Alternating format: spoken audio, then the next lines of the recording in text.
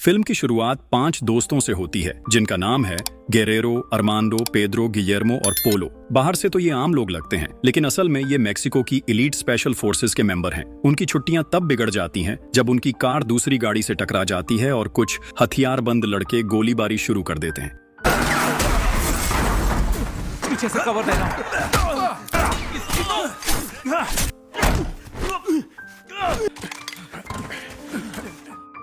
फिर एक फ्लैशबैक दिखाया जाता है जहां माँ बेटी कार्ला और लूसिया मार्केट जा रही होती हैं। रास्ते में कार्ला को कुछ अजीब महसूस होता है तो लूसिया अपनी बेटी को आराम देने के लिए रोकती है। तभी कार्ला पास में कुछ सड़ते हुए सैनिकों के शव देख लेती है। ये देखकर वो लोग जल्दी से अधिकारियों को बताने भाग जाते हैं। इसी बीच एक छोटे से डाइनर में गेरेरो और मारियो कुछ गैंगस्टर्स को देखते हैं जो पुलिस स्टेशन के सामने ही अपराध कर रहे होते हैं। उस इलाके में उसका इतना दबदबा था कि पुलिस स्टेशन के सामने भी अपराध करने से उसे कोई डर नहीं था। उसी समय वो लोग पहले से आई माँ बेटी को अगवा करने की कोशिश कर रहे थे, जो पुलिस को अपनी देखी हुई बात बताने आई थी। ये देखकर गेरेरो, जो एक अनुभवी ऑफिसर है, बीच में आकर दोनों को बचाने लगा। उसने सीधे गैंगस्टर्स का सामना किया और इससे जोरदार झगड़ा शुरू हो गया। थोड़ी ही देर में कई पुलिस वाले स्टेशन से बाहर आ गए, लेकिन मदद करने की बजाय उन्होंने अपने हथियार गेरेरो पर तान दिए। उसकी अच्छी मंशा को पुलिस समझ नहीं पाई और हालात टकराव में बदल गए। किसी गलतफहमी से बचने के लिए गेरेरो ने अपना बैज दिखाया और खुद को एलीट फोर्स का कैप्टन बताया। उसकी पहचान जानते ही चीफ ने तुरंत अपने जवानों को उसे गिरफ्तार करने का आदेश दे दिया। जब गेरेरो जाने की तैयारी कर रहा था, तब लूसिया और कार्ला उसके पास आए और बताया कि वो स्टेशन इसलिए गए थे क्योंकि उन्होंने पास में एक मैस ग्रेव, बहुत सारे शवों की कब्र देखी थी। इसके बाद तुरंत सेना वहां पहुंची और सैनिकों के साथ फोरेंसिक एक्सपर्ट्स को भी जांच के लिए भेजा गया। टीम ने जगह पर पहुंचकर कई सैनिकों के शव पाए जिन्हें जल्दी जल्दी दफना दिया गया था, लेकिन इस हत्याकांड के जिम्मेदार लोगों की पहचान अभी भी एक रहस्य थी। मरे हुए सैनिकों के सम्मान में सेना ने एक औपचारिक सभा रखी जहां उनके परिवारों को अंतिम श्रद्धांजलि देने का मौका मिला। इसी दौरान उस कब्र की अचानक खोज की खबर तेजी से फैल गई और मेक्सिको के हर बड़े टीवी चैनल ने इस घटना की रिपोर्टिंग की। मीडिया ने खुलासा किया कि सैनिकों को पीटा गया और मार दिया गया था जब वो मशहूर ड्रग लॉर्ड पाब्लो गुज़मान को पकड़ने की कोशिश कर रहे थे। पाब्लो एक मीटिंग के बीच में था।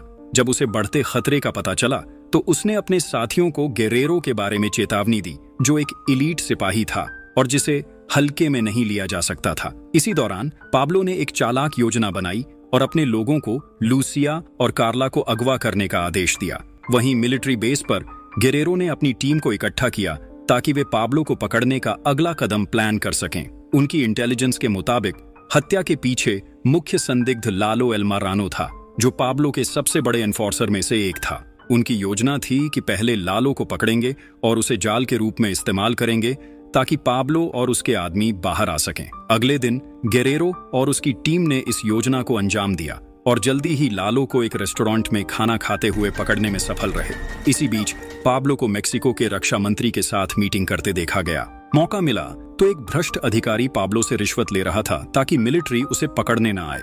उसी वक्त मंत्री ने पाब्लो को बताया कि उसने गेरेरो का फोन टैप किया है और लालो को गिरफ्तार कर लिया गया है। उसे फंसाकर उस हत्याकांड को कबूल भी करवा लिया गया।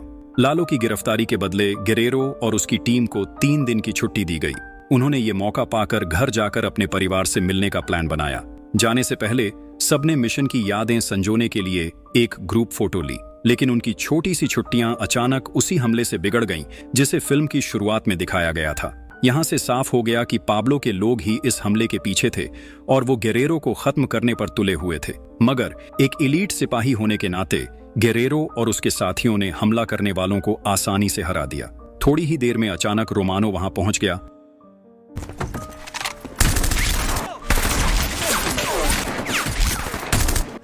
बाहर आ जाओ सालो, रोक ले इन्हें। तैयार हो। गेरेरो और उसकी टीम की बेहतरीन लड़ाई की कला ने उन्हें बढ़त दिलाई और उन्होंने रोमानो की ताकत को खत्म कर दिया।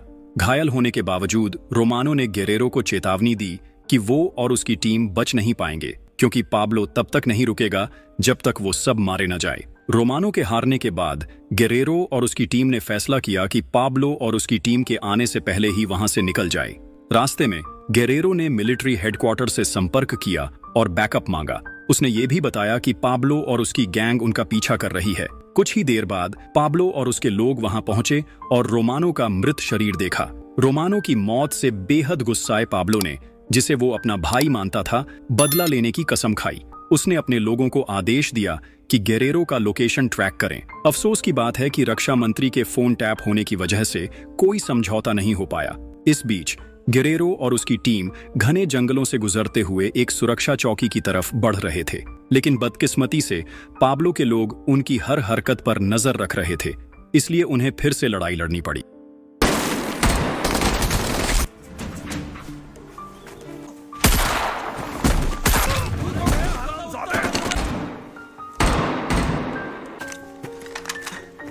क्या रिपोर्ट है?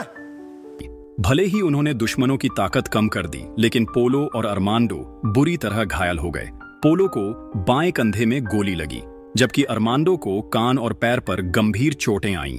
ये देखकर पेद्रो ने जल्दी से दोनों की पहली मदद की। उधर पाब्लो का एक आदमी बचकर निकल गया और उसने मुठभेड़ की खबर पहुंचा दी। फिर भी पाब्लो को कोई चिंता नहीं हुई।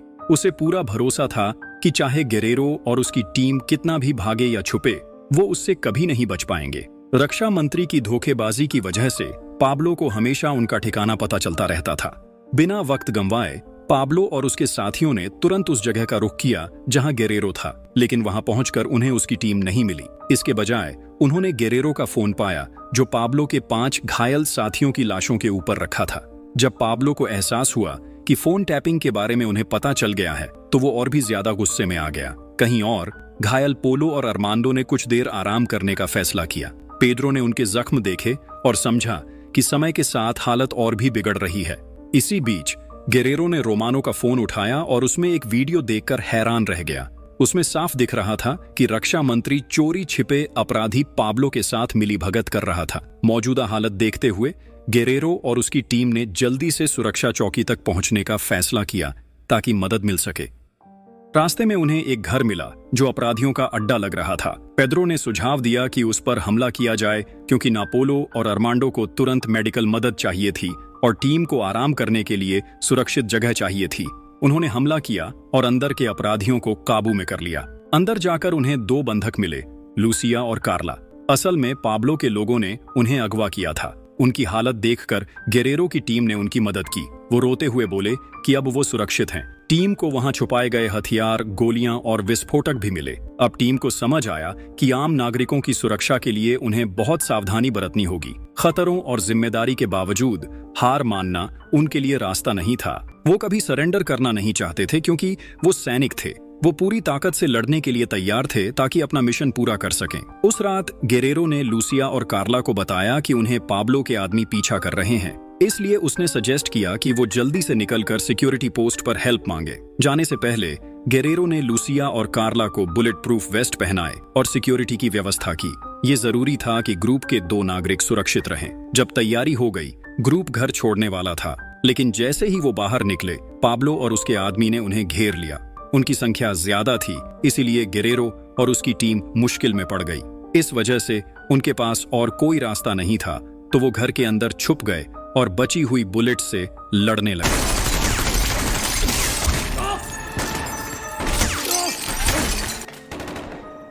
बहुत सारे।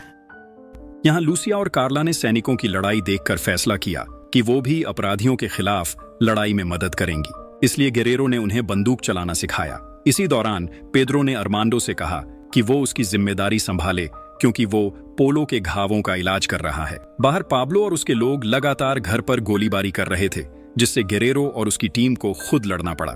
जब पाब्लो के लोग गोलियां भरने के लिए रुके, तो गेरेरो की टीम ने तुरंत जवाबी हमला किया।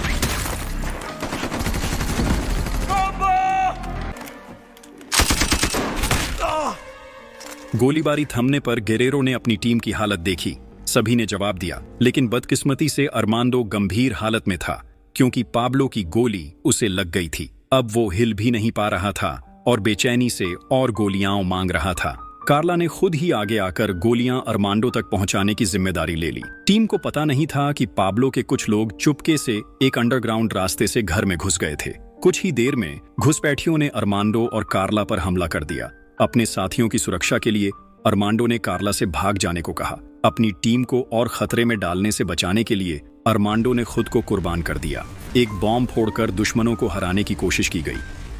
अफसोस की बात है कि सिर्फ अरमांडो ही नहीं, पोलो भी खो गया, जिसे पाब्लो ने गोली मार दी। पोलो का इतना खून बह चुका था कि उसे बचाना मुमकिन नहीं था। दोनों के जाने से गेरेरो और उनके बाकी साथियों पर गहरा असर पड़ा। इतना ही नहीं, लूसिया और कार्ला भी उन बहादुर सैनिकों के चले जाने पर शोक में डूब गईं, जिन्होंने उनकी सुरक्षा के लिए अपनी जान दांव पर लगाई थी। इसी बीच पाब्लो अकेला रह गया और कोई विकल्प न बचा।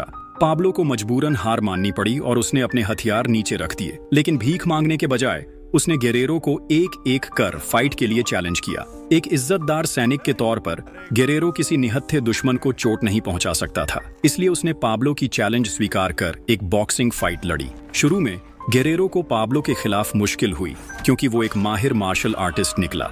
लेकिन जब उसने अपने मरे हुए साथियों की कुर्बानियों को याद किया, उसकी लड़ने की भावना और भी मजबूत हो गई। इस जोश के साथ उसने बिना रुके हमला किया और आखिरकार पाब्लो को गिरा दिया। फाइनल बॉस को हराने के बाद गेरेरो ने अपनी टीम की तरफ देखा और कहा कि आखिरकार लड़ाई खत्म हो गई है। थका देने वाली फाइट के बाद आखिरकार मदद के जवान आए और जगह को सिक्योर किया। गंभीर रूप से घायल पाब्लो को तुरंत गिरफ्तार किया गया और मुकदमे की तैयारी शुरू हो गई। पता चला कि उसे जिंदा रहने दिया गया था। गेरेरो कोर्ट में गवाह बनकर पेश होगा ताकि भ्रष्ट अधिकारियों और देशद्रोही रक्षा मंत्री का पर्दाफाश कर सके। इसके बाद गेरेरो, गिलेर्मो, पेद्रो, लूसिया और कार्ला को हेलीकॉप्टर से वापस घर ले जाया गया। हालांकि सबका दिल भारी था, लेकिन अपोलो और अरमांडो की यादें हमेशा उनके साथ रहेंगी। यहीं पर फिल्म समाप्त होती है।